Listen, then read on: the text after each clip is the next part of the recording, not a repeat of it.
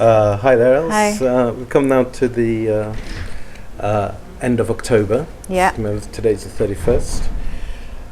This is quite an important period for the Brazil nut price development because we have the carryover. Yeah. Normally at this time of year people are discounting whatever they've got left. It's sort of unusual year actually compared to other years. Normally October, November, December we would always expect some sort of price weakness as all the exporters flush out what they need. Brazil nut markets are really sort of cash intensive business where they need a lot of influx of cash. So, but this year that's not been happening. Right, okay, because now they need money to finance the following year's collection. Yeah, they do, but they've not got any stocks really to sell. The cupboard's really bare for current crop. Okay, so all the money is already back? Most of it, yeah. Okay. Generally speaking, apart from the odd exporter, they're more or less done for the season. Okay, normally we'd see collections starting maybe December, but really building up in March and April. Yeah. Do we know anything about the new crop yet? Yeah, at the moment, new crop, all the indications that I'm hearing and the reports from Bolivia is that it has been raining slightly earlier, which means the cocos, the pods, have fallen from the trees in certain areas, certain communities.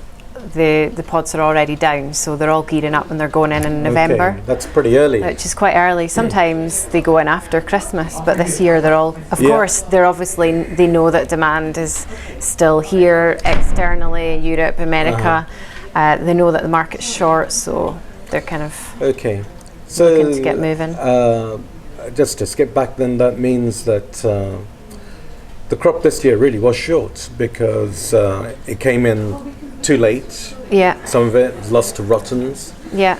And overall processing capacity was affected. Yeah. I mean, we know that unlike many other crops, Brazil nuts, generally speaking, there's more or less the same quantity that's exported each year, around about 20,000 tonnes.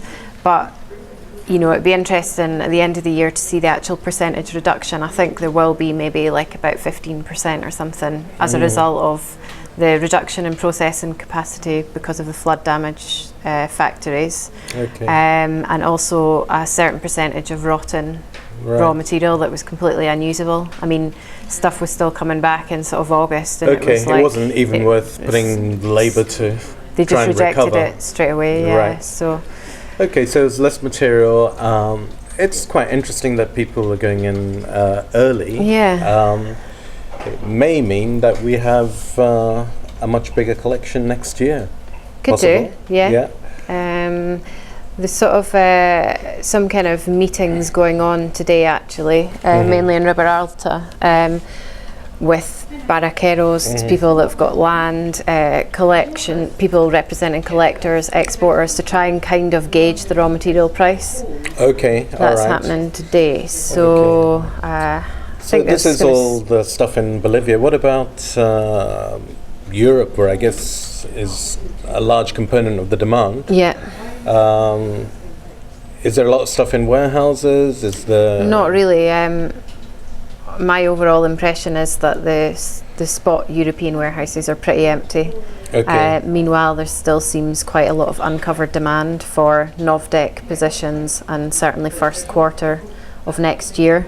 Okay. And it's quite sort of hard to see where all that material is going to come to satisfy that demand. So, you know, on the back of that, Bolivia will be attempting to get moving as soon as possible to try and engage some of that demand, but they're at the mercy of, you know, climatic conditions which are totally out of their control. Sure.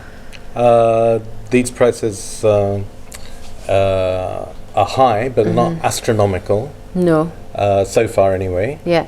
But I think we do have to think about things like the relative value of that's in dollar terms, which we've got like 10% down on the euro, maybe 7% down on sterling. Yeah. There does seem to be, in general, both in Europe and UK, some sort of price deflation. So the relative cost of these products is quite high. It is, yeah. And also, we're going to have to quote packers who quote supermarkets for pretty soon now, Yeah. and we're going to have to tell them from pretty high prices. Yeah. So That may, knock on effect if the supermarkets are being quoted these top levels now, then we might see demand drop off, later on in the year. Exactly, and if there's a good collection, Yeah. we might see a market that starts off high Yeah. and then decreases. Yeah. Yeah. Okay, well, All right. thanks Thank very you. much.